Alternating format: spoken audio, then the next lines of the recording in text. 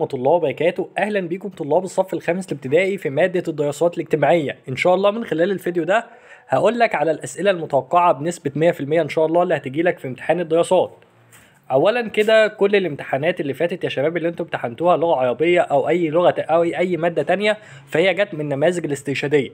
فخلوا بالكم من الامتحان ده لأن هيجي منه أسئلة. أول سؤال في الدراسات الاجتماعية هيجيلك خريطة مصر ويوضح لك عليها ارقام ويقول لك الارقام دي بتشير لايه. رقم واحد، الهضبه دي اشهر هضبه في مصر هي هضبه الجلف الكبير. هضبه الجلف الكبير يستخرج من المنطقه 2 اللي هي المنطقه دي اللي في سيناء دي طبعا بنستخرج معدن المنجنيز. يشير رقم 3 السد اللي موجود في اسوان اهم او اكتر من الموانئ المصريه اللي هي السد العالي.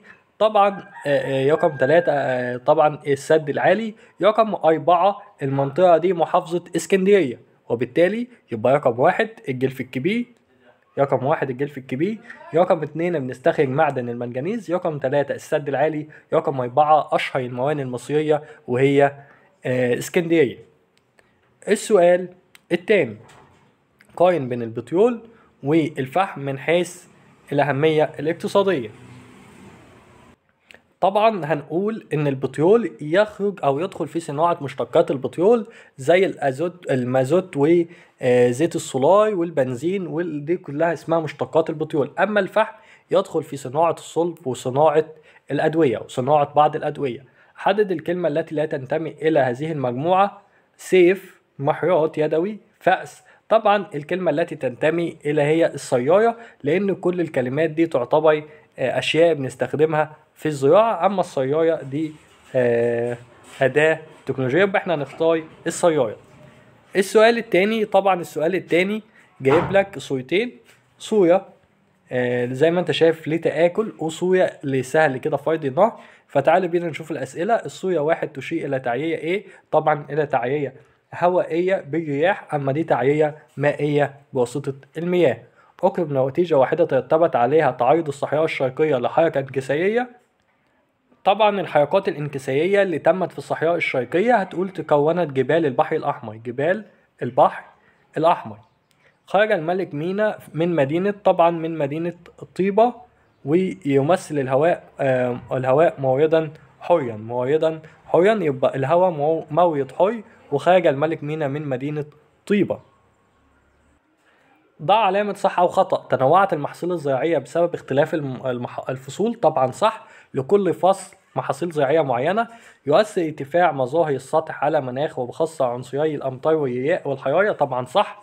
إزالة الغابات، إن أنت تزيل غابة أو تزيل شجر تعتبر تأثير إيجابي. طبعا غلط. يلقب كوكب الأرض بكوكب الأزرق نسبة إلى كمية المياه التي تغطي سطحه. طبعا صح. تختفي من مصر صناعة تجميع السيارات. طبعا غلط. مصر موجود فيها أو مشهور طبعا تجميع السيارات.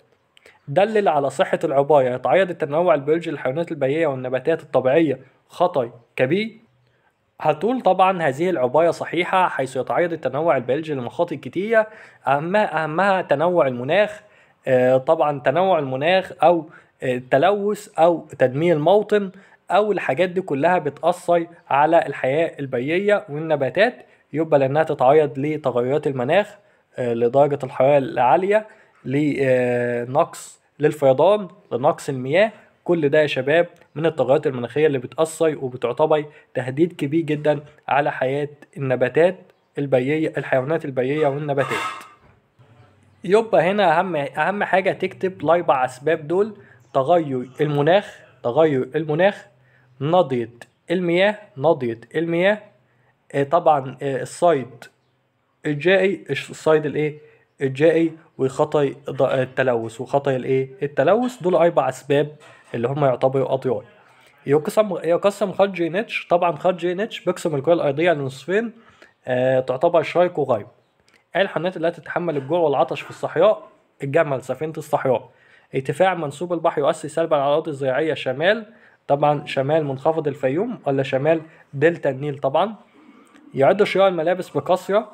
طبعا دي صرافا للموارد لأنه ده الملابس هي شيء أساسي، هي يعد شراء الملابس بكثرة إسراف، أما الملبس نفسه حاجة أساسية. المعدن المستخدم في صناعة الأسلاك الكهرباء هو النحاس. وأقدم مشروعات الياي في مصر هو طبعا سد اللاهون. سد النهون اكبر مشروعات الياي في مصر.